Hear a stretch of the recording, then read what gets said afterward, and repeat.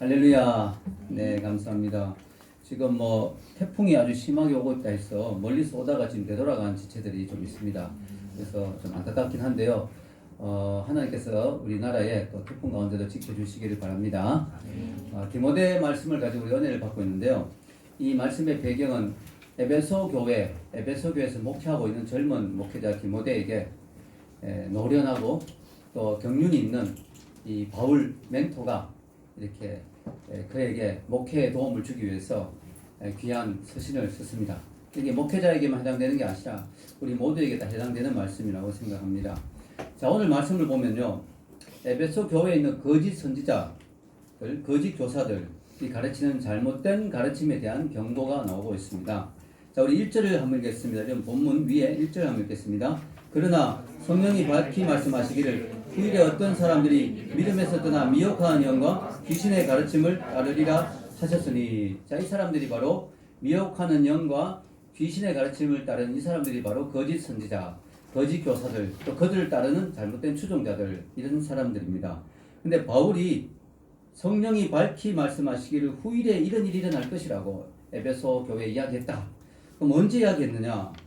우리가 거기에 대한 힌트를 얻을 수 있냐면은 사도행전 말씀을 보면 사도 바울이 이제 마지막 작별 인사하면서 에베소 교회 장로님들을 불러서 만나게 되거든요. 그때 바울이 이런 이야기를 합니다.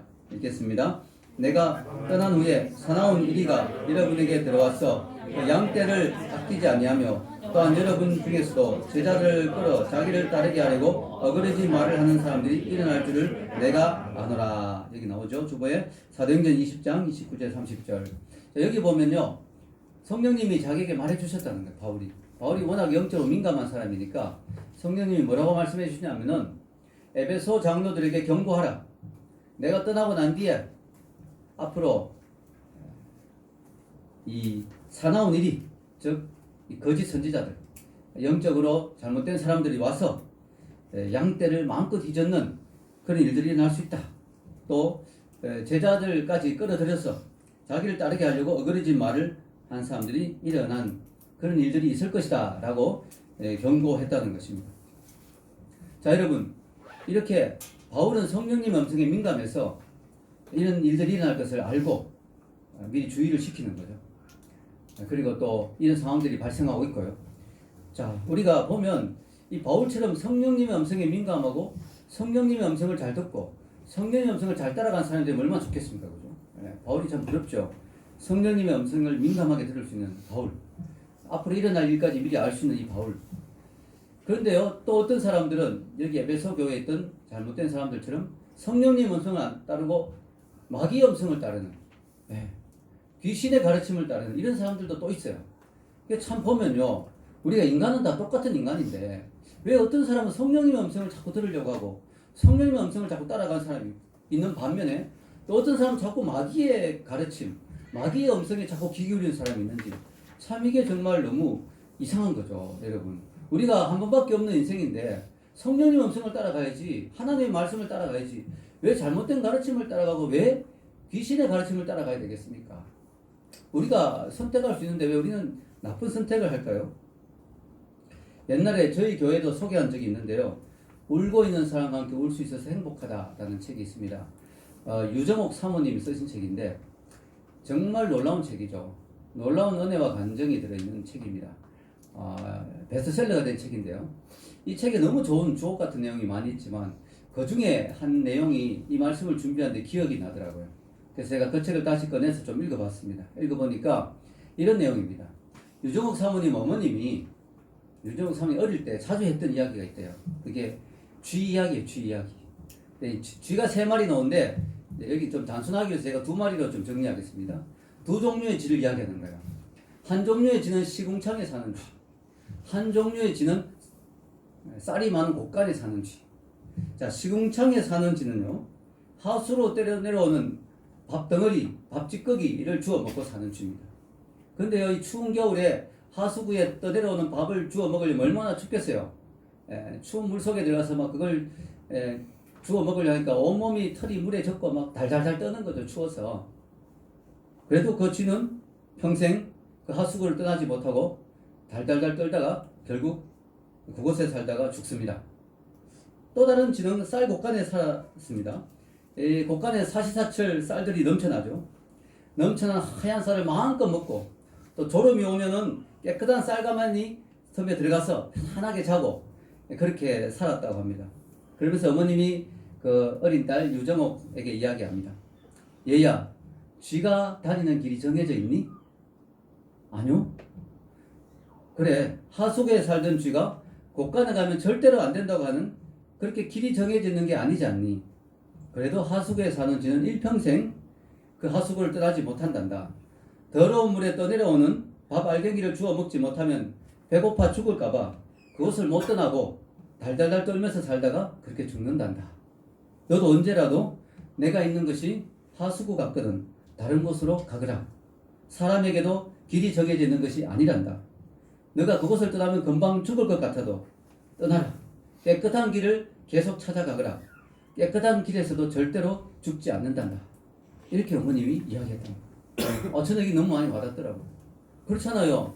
쥐에게 길을 정해놓은 게 아니잖아요. 너는 무조건 여기서 영원히 살아야 돼 라고 아무도 정해놓지 않았어요. 근데 그 쥐는 눈앞에 떠내려오는 그 밥덩어리 때문에 이곳을 떠나면 죽을 것 같아서 못 떠나는 거예요.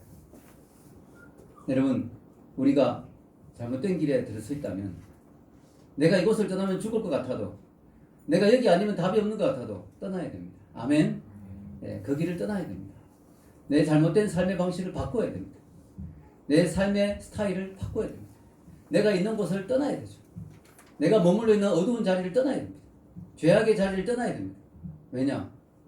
하나님 우리에게 자유의지를 주셨잖아요. 내가 선택하는 거예요. 한 번밖에 없는 인생은 그렇게 살 필요가 없죠. 내가 어떤 자리에 있는지를 잘 생각해야 됩니다. 시편에는 이렇게 말하고 있습니다. 시편 1편 1절 복 있는 사람은 악인들의 길을 따르지 아니하며 죄인들의 길에 서지 아니하며 오만한 자들의 자리에 앉지 아니하고. 이게 복 있는 사람이죠. 죄인의 길에 서는 사람, 오만한 자의 자리에 앉는 사람, 악인의 길을 따르는 사람, 이런 사람들이 복이 없는 사람이에요. 복 없는 사람이죠. 예, 복이 없는 사람은 죄인의 길에 들어가는 거예요. 중독인 줄 알면서도 못 끊는 거예요. 죄인 줄 알면서도 못 끊는 거예요. 복 없는 사람이죠. 복 있는 사람은 그 길에서 떠나는 거예요. 그 길에서 벗어나는 거예요. 말씀의 자리에 나오는 거예요. 아멘. 예배의 자리에 나오는 거죠. 은혜의 자리에 나오는 거죠. 하나님의 말씀에 자기의 인생을 거는 거죠. 여러분, 시편 자체가 인생길을 의미한다 그랬죠. 시편 150편 자체가 인생길인데 그 1편의 1절에 이 말씀이 나오는 거죠. 인생에서 어떤 길을 선택할 것인가. 근데 중요한 거는 하나님이 우리에게 너는 평생 죄 짓다가 죄인으로 살다가 지옥에 가라 이렇게 정해놓은 인생이 없다는 거예요. 우리가 자유의지로 선택할 수 있습니다. 물론 결과적으로 하나님의 주권 안에 있지만 그러나 하나님 우리에게 또한 자유의지도 주셨습니다.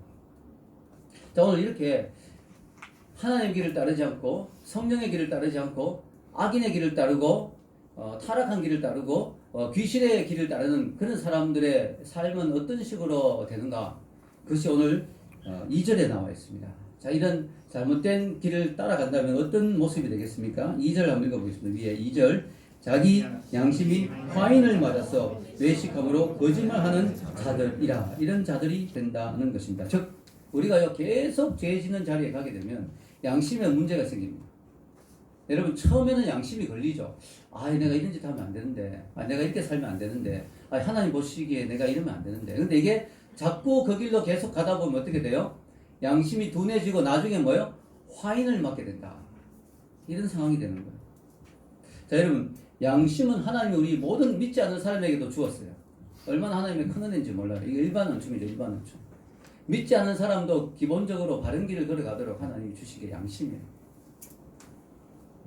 너무 놀라운 거죠. 임마누엘 칸트가 이런 말을 했습니다. 임마누엘 칸트가 언제나 내 마음을 경의로 물들이는 것이 두 가지가 있는데 하나는 밤하늘에 반짝이는 별들과 또 하나는 내 마음에는 양심의 소리다. 임마누엘 칸트가 그런 말을 했어요. 내가 그걸 생각하면 너무 경이롭다. 밤하늘에 반짝이는 별과 내 마음속에 있는 그 양심의 소리. 너무 신비롭다. 여러분, 양심은 우리 인생의 나침반이고 내비게이션이죠. 또 양심 우리 마음에 새긴 율법입니다. 그죠? 그래서 하나님이 주신 그 율법을 모르잖아요. 성경을 모르는 사람도 많죠. 이방인들, 하나님 모르는 세상의 다른 나라 사람들, 저 어디 멀리 있는 미개한 지역에 사는 사람들, 이런 사람들은 율법을 못 받았잖아요. 그래도 심판대 앞에서는 할 말이 없다. 왜냐? 양심의 율법이라고 했거든요. 자, 우리 여러분 그 로마서 2장 14절 15절 한번 읽겠습니다. 시작. 율법 없는 이방인이 온성으로 율법의 일을 행할 때에는 이 사람은 율법이 없어도 자기가 자기에게 율법이 되라니 이런 이들은 그 양심이 증거가 되어 그 생각들이 서로 혹은 고발하며 혹은 변명하여 그 마음에 새긴 율법의 행위를 나타내느니라. 아멘. 이게 바로 율법 없는 이방인의 자기가 자기에게 율법이 된다.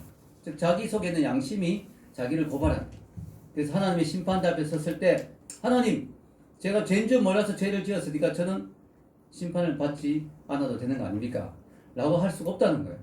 왜냐하면 양심을 다 주셨기 때문에. 양심에 완벽하게 깨끗하게 양심의 1%도 어긋남이 없이 살았다면 심판 안 받겠죠. 그러나 그럴 수 있는 사람이 없잖아요. 하나님 심판대 앞에서는 누구나 다 심판의 자리에 설 수밖에 없고 빠져나갈 수가 없는 거예요. 하나님 우리에게 양심이라는 율법을 주셨기 때문에. 근데 이 양심이요, 우리의 의지하고 부딪힐 때가 있어요. 즉 우리가 양심에 어긋나는 일을 하고 싶은 의지가 있잖아요. 자유의지가 있잖아요. 근데 양심은 그것을 브레이크를 걸죠. 아니다. 양심하고 의지하고 싸우는 거예요. 근데 의지가 강해가지고 양심을 짓눌러버리고 양심을 무시해버리고 양심의 소리를 기막아버리면 어떻게 되느냐? 점차 양심이 무뎌지고 둔해지고 죽어버리죠. 화인 맞은 거죠. 그럼 의지는 자유로워지죠. 이제는 양심에 신경 안 쓰고 마음대로 할 수 있으니까. 여러분 아주 악한 죄인들 보면 양심에 하도 안 들이키고 하고 싶은 대로 하고 살잖아요. 예. 사람도 마음대로 죽이고, 예. 연쇄 살인범들, 예. 감옥에 들어가서 뭐라고 하는지 아십니까?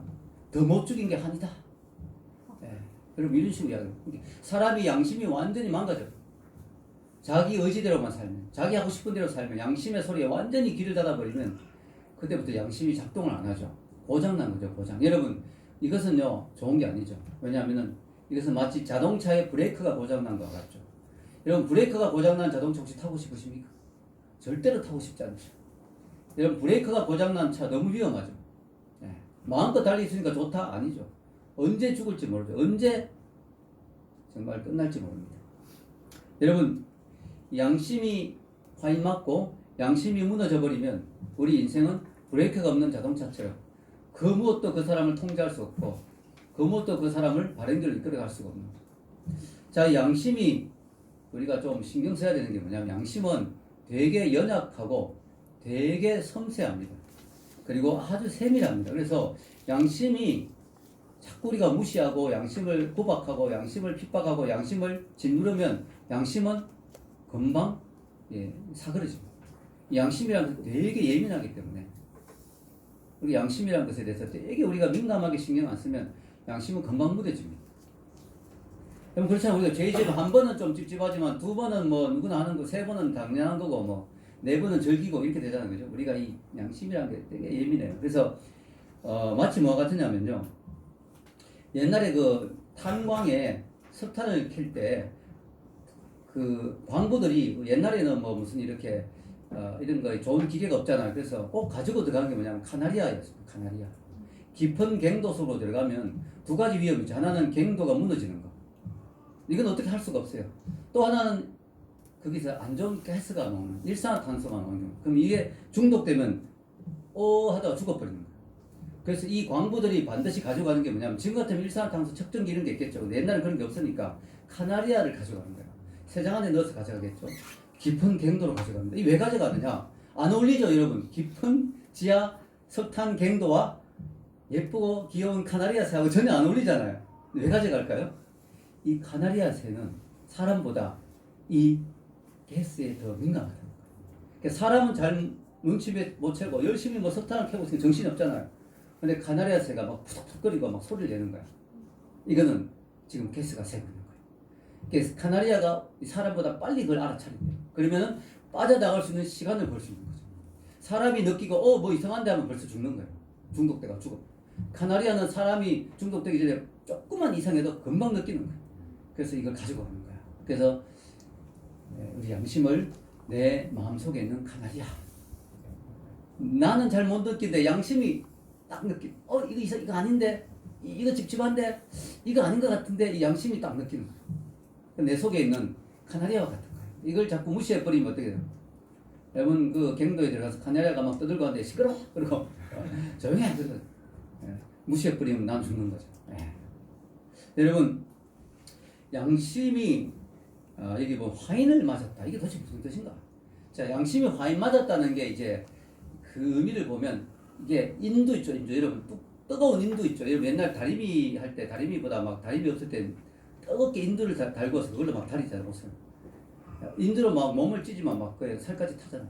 자 인두 그 인두로 찢어버린 상태가 양심이 화인을 맞은 상태. 그러니까 여러분 우리 양심이 민감한데 거기에 뜨거운 인두로 막 찢었다고 생각해봐요. 그럼 이제 더 이상 마비돼 기능이 마비돼 인두로 찢어버리면 그건 끝나는 거죠. 그래서 여러분 양심이 화인을 맞았다는 것에는 두 가지 의미가 있습니다. 하나는 인두로 찢듯이 양심을 완전히 찢어버려가지고 양심을 완전히 마비시켜버려가 양심이 아무 작동도 할 수 없는 상태. 또 하나는요 인두를 찢을 때 옛날에 보면 이 성경이 기록될 그 당시에 보면 주인이 노예들을 자기 소유라고 확인할 때는 때로는 이마나 손 같은데 인두로 찢는 경우가 있었어요. 참 잔인하죠. 내 거다. 그래서 딱 찢어놓는 거예요. 그럼 이 노예가 도망갈 수 없고 말이죠. 내 소유다 하는 표시죠.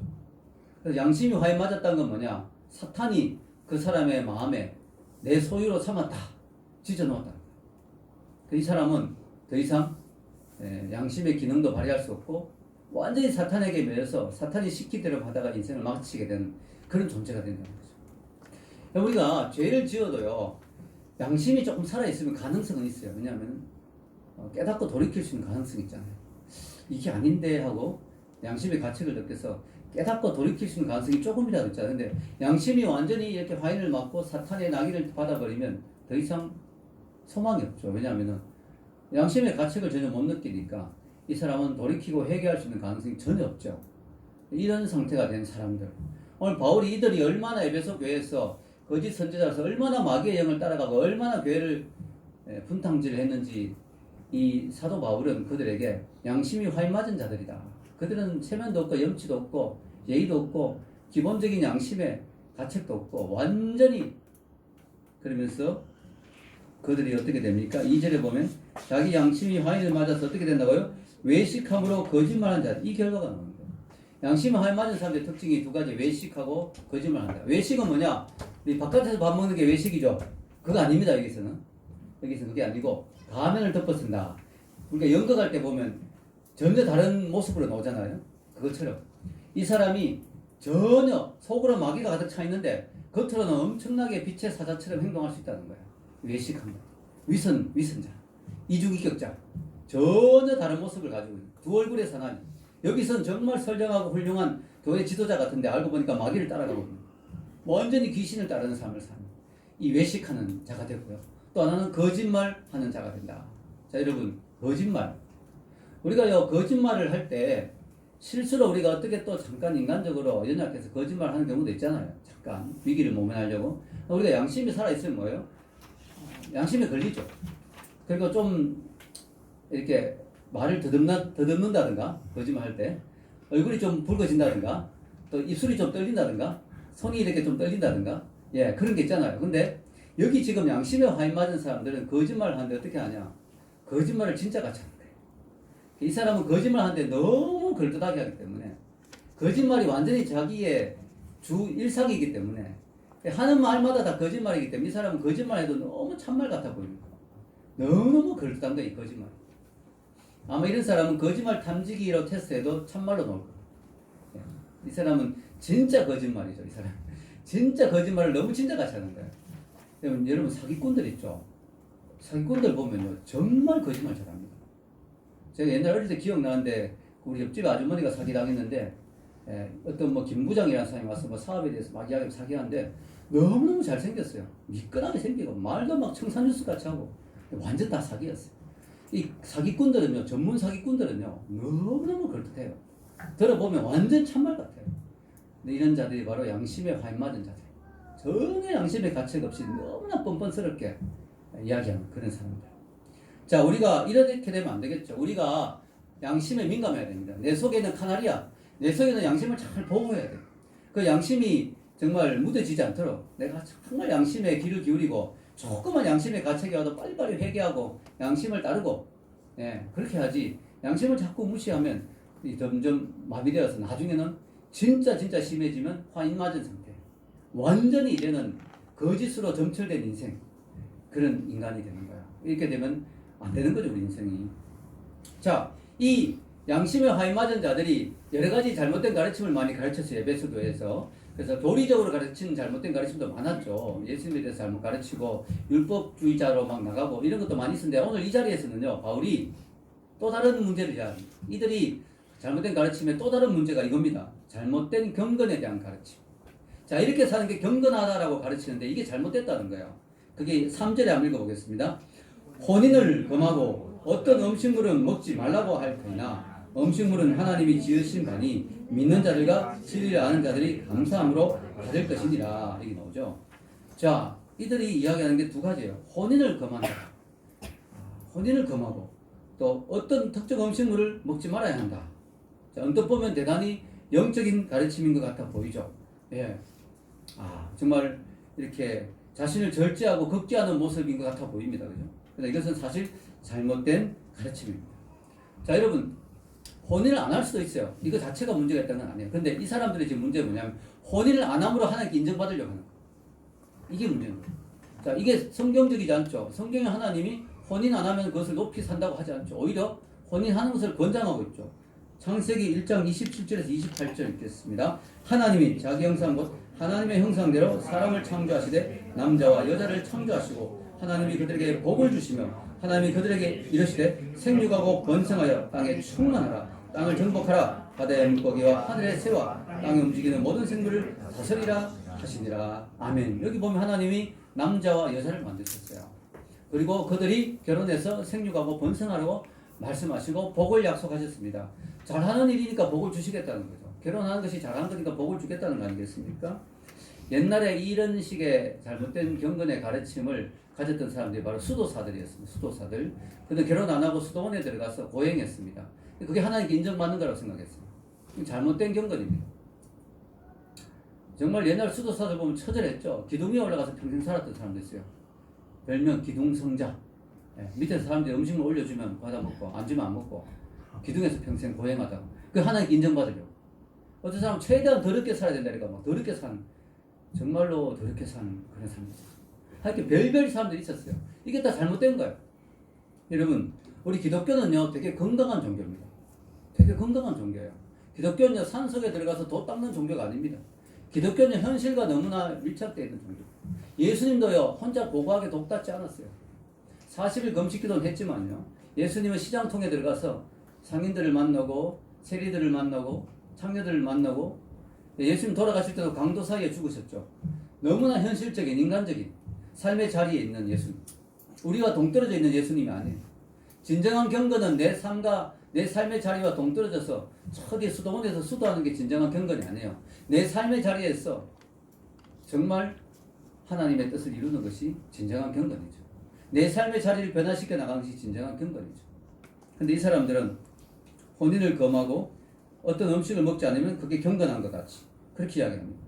여러분 구약의 음식에 대한 규정이 있긴 했습니다. 그러나 그 규정들은 예수님 오시면서 다 폐하여졌죠. 음주나 과식이나 탐식은 문제가 되겠지만 그 외에 예수님이 금하신 음식이 없습니다. 제가 옛날에 어떤 목사님을 만났는데 그 목사님 못 먹는 게 두 가지 있다더라고요. 안 줘서 못 먹고 없어서 못 먹고. 예, 우리가 다 먹을 수 있어요. 예, 성경에 보면 다 먹도록 그냥 허락했어요. 그 베드로가 기도하는데 그죠? 온갖 그 불결한 음식들이 다 오면서 먹으라고 깨끗하게 만들었다 하나님 그렇게 이야기했어요. 자 여러분 3절에 우리가 음식에 대해서 어떻게 해야 되냐 읽어보겠습니다. 혼인을 금하고 위에 3절 혼인을 금하고 어떤 음식물을 먹지 말라고 할 때나 음식물은 하나님이 지으신 바니 믿는 자들과 진리를 아는 자들이 감사함으로 받을 것이니라. 아멘. 음식물은 누가 지은 바라고요? 하나님이 만드셨어요. 여러분 음식물 딸기도 하나님 만드셨고요 바나나도 하나님 만드셨고요 예, 하나님이 다 만드셨어요. 감사함으로 받아라. 조건은 음식 먹는 조건은 감사함으로 받아먹어라. 그러면 된다. 그러면 우리가 감사 기도하고 먹으면 다 피가 되고 살이 된다. 자, 여러분, 우리가요, 음식을 먹을 수 있다는 것 자체 얼마나 큰 축복이죠. 여러분, 음식을 사 먹을 돈이 있다. 이거 너무너무 감사한 거죠. 여러분, 도저히 돈이 없어서 밥을 계속 굶고 계신 분 있나요? 예, 교회 구제연금 시청하십시오. 여러분, 음식을 사 먹을 수 있는 돈이 있다는 건 너무 감사한 거죠. 또 뭐예요? 식욕이 있다. 내가 음식을 먹을 수 있는 식욕이 있다. 밥맛이 없어서 못 먹겠다 이런 사람도 있거든요. 식욕이 있다. 너무 감사한 거예요. 저는 이 두 가지만 옛날에 생각했는데 최근에 세 가지 하나를 더 생각했어요. 하나를 더 깨달았어요. 뭐냐면은 음식을 마음껏 씹어 먹을 수 있는 건강한 치아가 있다. 이게 너무너무 중요해요. 제가 이 하나는 정말 건강했거든요. 이 아픈 사람을 이해를 못했어요. 예, 근데요, 제가 이번에 이 일을 앞니 두 개를 그 사이가 좀 벌어져가지고 떼우러 갔다가 어떻게 뭔가 좀 정신이 없이 돼가지고 이를 그냥 갈아가지고 덮어 씌워버렸어요, 두 개를. 근데 너무나 잘못된 선택이었어요. 씌우고 나니까 지금 입이 너무 불편해요. 앞에 두 개 완전 껍딱지가 붙어 있는 것 같아요. 그리고 밥을 먹는데요, 밥맛이 반으로 딱 줄어버려요. 와, 근데 뭐 치과 의사들 말로는 한 달 좀 지나면 익숙해진다 이렇게 이야기하는데 모르겠습니다. 저는 안 익숙해질 것 같아요. 그래서 너무너무 잘못된 선택. 그래서 저는 이런 생각이 듭니다. 여러분의 앞니가 튼튼하고 이가 건강하다면 그걸로 평생 감사할 수 있다. 그런 생각이 들어요. 여러분, 우리가요, 이 음식을 사 먹을 수 있는 돈이 있고, 음식이 맛있는 식욕이 있고, 또 음식을 마음대로 씹어 먹을 수 있는 그 이가 있다. 이제 저는 절대로 평생 이제 사과를 깨물어 먹지 못합니다. 네. 정말 잘못된 선택을 했죠. 정말 왜 이렇게 했는지 모르겠어요. 네. 잠시 제가 정신이 나갔습니다. 자, 여러분, 중요한 건요, 대신에 좋은 점이 있어요. 이가 이렇게 되고 음식이 반으로 되니까 세상의 모든 욕구가 다 사라져요. 오직 주님만 눈에 보입니다. 할렐루야. 세상과 나는 간곳 없고 구속한 주만 보이도록. 진짜요. 이 모든 이 인간의 욕망은 이 식욕에서부터 나온 것 같아요. 식욕이 딱 떨어지니까요, 모든 욕구가 다 사라져요.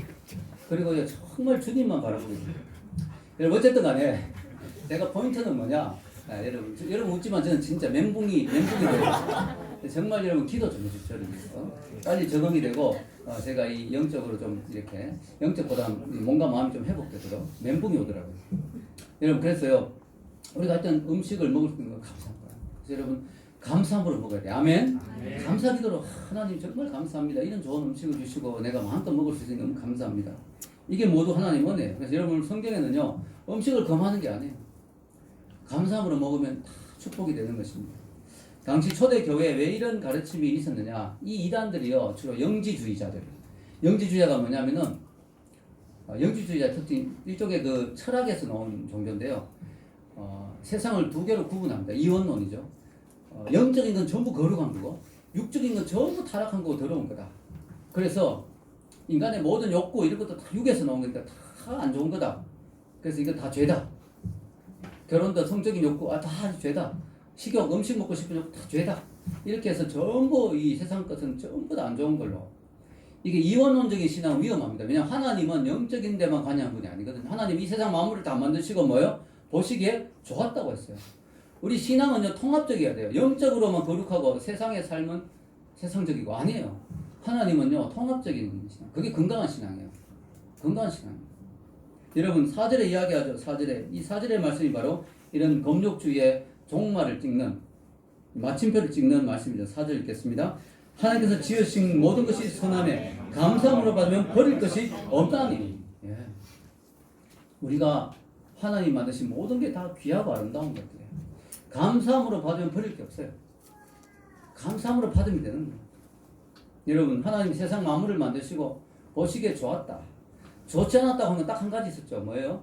읽겠습니다. 여호와 하나님이 이르시되 사람이 혼자 사는 것이 좋지 아니하니 내가 그를 위하여 돕는 배필을 지으리라 하시니라. 여호와 나면 좋지 않다. 보기 좀 좋지 않다. 그래서 아담이 짝을 만나서 결혼해서 하나님 얼마나 보기 좋았을까요? 하나님은 결혼도 귀하게 여기시고요. 또 음식도 하나님이 주신 거예요. 여러분, 창세기 1장 29절 읽겠습니다. 하나님이 이르시되 내가 온 지면에 씨 맺는 모든 채소와 씨 가진 열매 맺는 모든 나무를 너희에게 주노니 너희의 먹을 거리가 되리라. 아멘. 여기 보면 하나님이 씨 맺는 채소, 씨 가진 열매 맺는 모든 나무를 우리에게 주었어요. 너희의 먹을 거리가 되리라. 여러분 하나님이요 이 세상에 과일을 얼마나 다양하게 주셨는지 한 종류만 주셔서 얼마나 질리겠어요. 이 세상에 모든 과일이 사과 하나밖에 없다. 여러분 얼마나 지겹겠습니까?